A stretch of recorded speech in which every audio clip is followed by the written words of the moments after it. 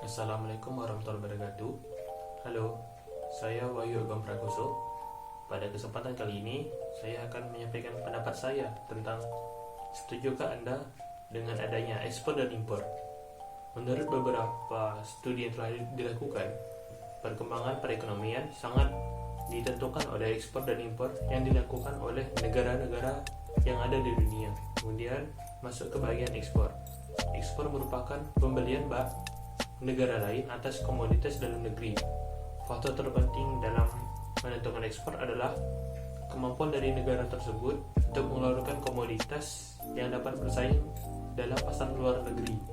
Dengan dilakukannya ekspor, yang merupakan suatu aktivitas perdagangan dalam ruang lingkup internasional, dapat memberikan rangsangan atas suatu permintaan komoditas dalam negeri, sehingga mampu memicu munculnya industri yang lebih besar. Kemudian, dengan adanya ekspor, dapat menyebabkan suatu negara nantinya mampu bersaing di dalam pasar internasional.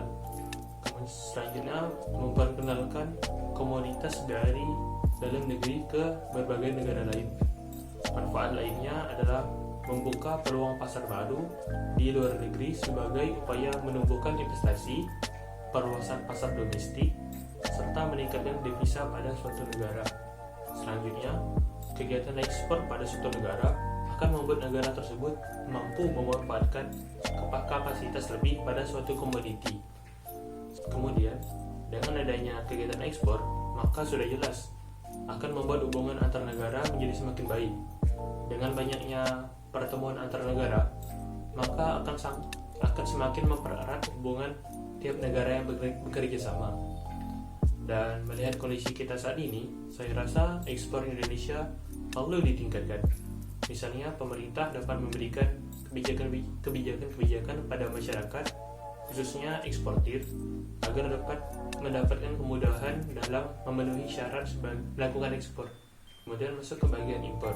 Impor dapat diartikan sebagai perdagangan dengan mendatangkan barang dari luar negeri ke wilayah Indonesia dengan memenuhi ketentuan yang berlaku guna memenuhi kebutuhan dalam negeri.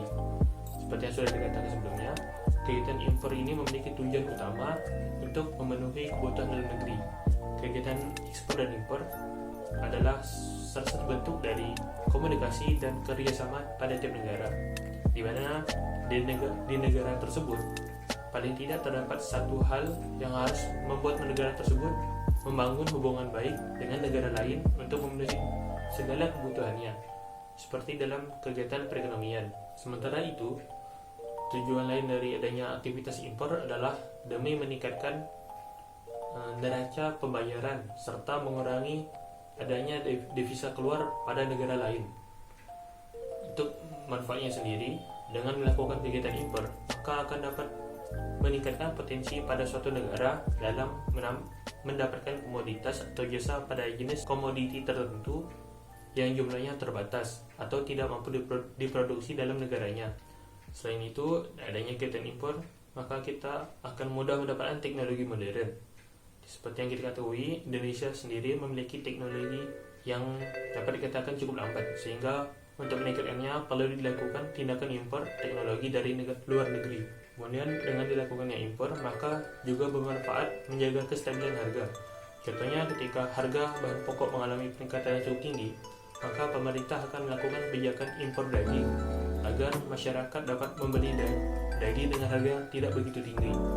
Dengan adanya contoh itu, maka impor dapat menjaga kestabilan harga. Jika harga yang terus menaik tidak diatasi, maka akan berpengaruh buruk terhadap berbagai aspek dan pada akhirnya akan memicu terjadinya inflasi. Impor juga membantu pemerintah dalam mengendalikan terjadinya monopoli pasar oleh suatu perusahaan, khususnya pada pasar oligopoli. Komoditas yang diimpor membantu mendorong peningkatan kualitas komoditas dalam negeri agar dapat bersaing dengan komoditas yang diimpor. Dan melihat kondisi pada saat ini, pemerintah perlu menekan pertumbuhan impor.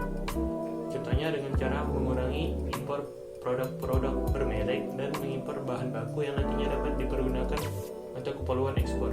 Baik, sekian pendapat dari saya. Apabila ada kesalahan, saya mohon maaf. Sekian dan terima kasih.